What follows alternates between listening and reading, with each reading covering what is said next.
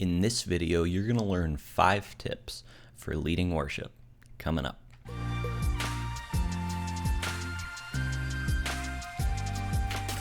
Hey everyone, Spencer here from leadingworshipwell.com, your daily dose of practical worship leading tips. If you want to find those tips, head over to Instagram or Facebook at leadingworshipwell, where I'm posting new tips, actually just like the ones I'm about to share in this video. I'm posting them every single day over there, so I'd love to connect with you there. But you're here on YouTube, so go ahead and hit the subscribe button, maybe hit the like button while you're down there, and let's get into it, because today I'm going to be sharing with you 5 tips for leading worship. And I wanted to work really hard on making these not just basic tips, because I know that sometimes whenever you look up tip videos, really in any category, sometimes people just give you like the fundamentals, things that you already know that you should be doing, and you don't really learn much. So in worship leading as a topic, people would be like, you've got to be prepared. You've got to pray before you lead worship. And those aren't bad tips, but they're kind of like the fundamentals of the things that you already know that you should be doing. So I want to take it a little bit beyond that. These are maybe intermediate to advanced worship leading tips. And I think they'll be useful though if you've been leading worship for 15 years or if you've been leading worship for a month. I think they're going to be useful, but I wanted to take it a little bit further. So let's get into it. Tip number 1 is simply this. It is to be a curious worship leader. Be curious in your worship leading. And here's what I mean by that. When you first start leading worship, things are new and they're exciting because you're learning all these things. You're learning all the fundamentals. You're learning how you're going to prepare to lead worship. You're learning what songs work with your church, all of these things. And then you get 2 years in, 5 years in, whatever it is, and you settle into routine and you just start doing things the way that you've always done things. And so what being a curious worship leader really means, it means that you constantly ask the question, I wonder what would happen if, and then fill in the blank. I wonder what would happen if I did this instead of that. And this helps keep your worship leading for yourself and ultimately for your church just fresh. You aren't doing the same routine week in and week out. And so some examples of being curious in your worship leading, here are a few. Remember, we're asking the question, I wonder what would happen if. How about this one? I wonder what would happen if we started our worship gathering with a slow song instead of a fast song. That would be a curious thing to do, right? Or it could even be on a smaller field. I wonder what would happen if I repeated the bridge at the end of this song. That's like a very small example of being a curious worship leader. Or I wonder what would happen if we introduced this song that's kind of outside of the sort of songs that we normally would do, but I wonder what would happen if we did that. You see, being a curious worship leader means asking, I wonder what would happen if. And then from there, you don't just want to automatically implement whatever you were curious about. There's 2 steps. You want to start off with, I wonder what would happen if, and ask the question, but then take it a little bit further than that. Think, okay, is this a potential idea? Give yourself room to be curious at the beginning, but then filter it a little bit before you actually implement it into your church, because we don't just want to be throwing things in all over the place just because we're curious about them. So put it through that filter. Okay, I'm curious about this. Let me think through some of the things that might happen, good or bad, and then take it to the final step if you think that it has the potential to work in your church, and implement it into your worship leading. Number 1, be a curious worship leader. Tip number 2, be a student of worship leading. And this kind of ties in to tip number 1 about being curious, because maybe you're sitting there thinking, okay, well, I'm not really sure what to be curious about. Like, I don't have these new ideas. I show up on Sundays, I play the same 4 songs every other week, and it's good. Well, when you are a student of worship leading, you get a lot of ideas that you can be curious about. Here's how to be a student of worship leading. It's easier today than it has ever been because there are literally tens of thousands of churches who live stream their worship service.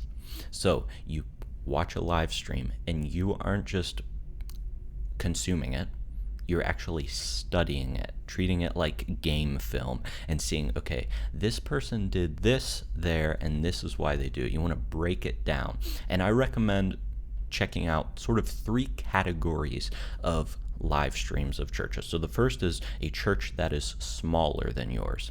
You want to look at a church that's smaller than yours because there's still a lot that you can learn from a church that's smaller than yours. They do things a different way. There's a difference between how people run a service in a church of 50 people compared to 500 people. So we want to look at a church smaller than ours, whatever that means in your context.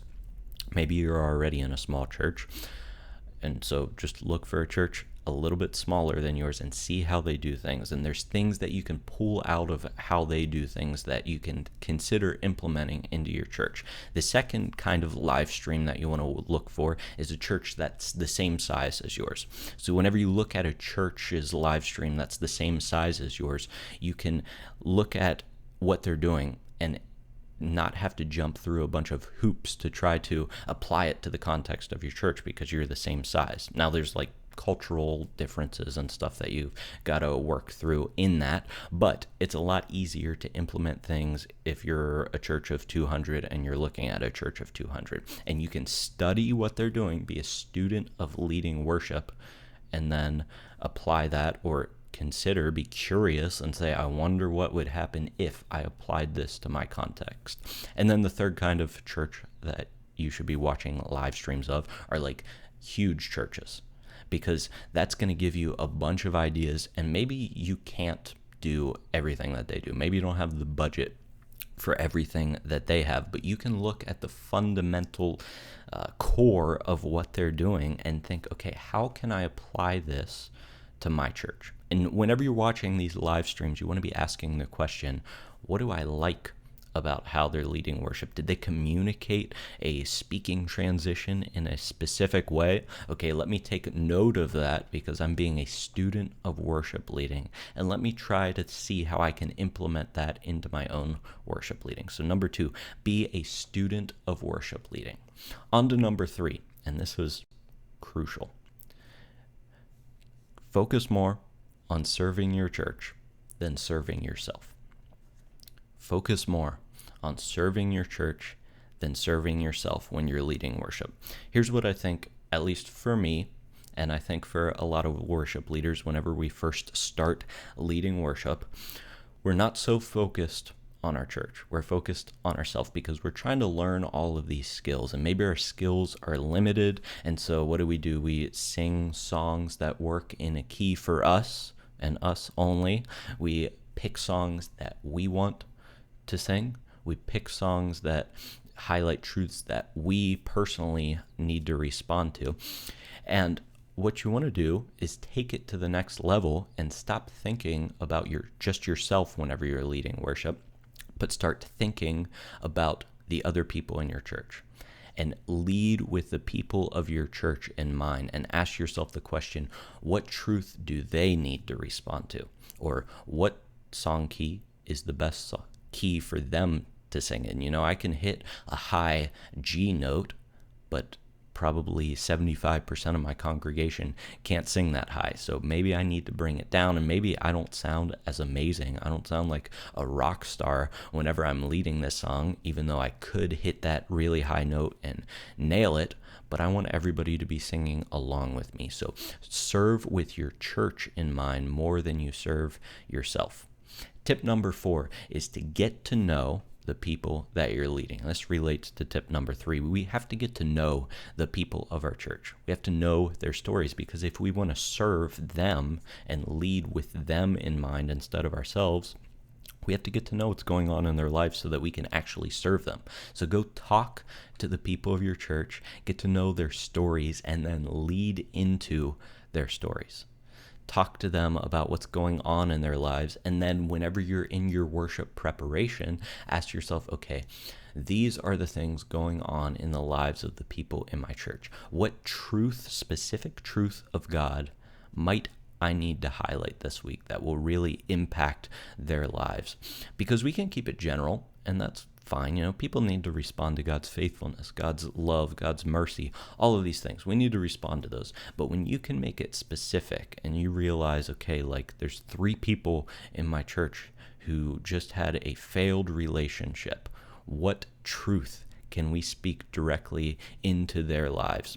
And you don't want to make it so specific that it's only applicable for them and them alone, but these truths are really applicable to anybody, and it just helps you to set your mind on, okay, I'm not just serving whatever's going on in my life, but I'm serving the people of my church. So get to know the people of your church. And number 5 is more of just a practical tip, and that is, if you want to get better, if you want to improve your worship leading, it's not going to happen without effort. So tip number 5 is to listen to recordings of yourself. Record yourself leading worship. If you want to improve, you have to know what area you need to improve on, and it's really hard to determine that whenever you're in the moment leading worship. So record yourself leading worship. You can do that however simply you want. You can take your cell phone, use the voice memo app, and hit record and put it down beside you while you're leading worship on stage. Could be as simple as that. Or you can take a line out of the board and get your whole worship team. You can make it as complicated as you want or as simple as you want, but just do it. Or just set up like your phone in the back of the room with the camera pointing towards you and hit record and record your worship. All right, you're not posting this anywhere. It doesn't have to be super high quality. You just have to be able to hear yourself. So throughout the week, you can listen to it and say, okay, I could have communicated that speaking transition a little bit more clearly. How do I make that happen this coming week? Or I was a little flat on that note in the chorus of that song that we did. I need a little bit more breath support whenever I'm singing. Whatever it is, the only way you're going to improve is if you watch yourself and pick out things that could use improving. So once again, those are the 5 tips. I'll run through them again real quick. The first is be a curious worship leader. We want to ask the question, I wonder what would happen if. Number 2, be a student of worship leading. So go find one of the tens of thousands of live streams that churches do. Find a church smaller than yours, find a church the same size as yours, find a church that is larger than yours, and study it. Don't just consume it, but think, okay, what are they doing? And what do I like that I could potentially apply to my own worship leading to improve? Number 3, focus on serving your church more than serving yourself. We want to lead with the people of our church in mind. Number 4 is to get to know the people of your church. If we're going to lead with the people of our church in mind, then we have to actually know who they are. And number 5, watch a recording of yourself. That's how you're going to improve. Hey, thanks so much for joining me today. Once again, my name is Spencer Cormany from leadingworshipwell.com. I'm posting tips just like these every single day over on Instagram and Facebook and my website. So go follow me there. Thanks so much for joining me. Keep leading worship well, and I'll catch you in the next one.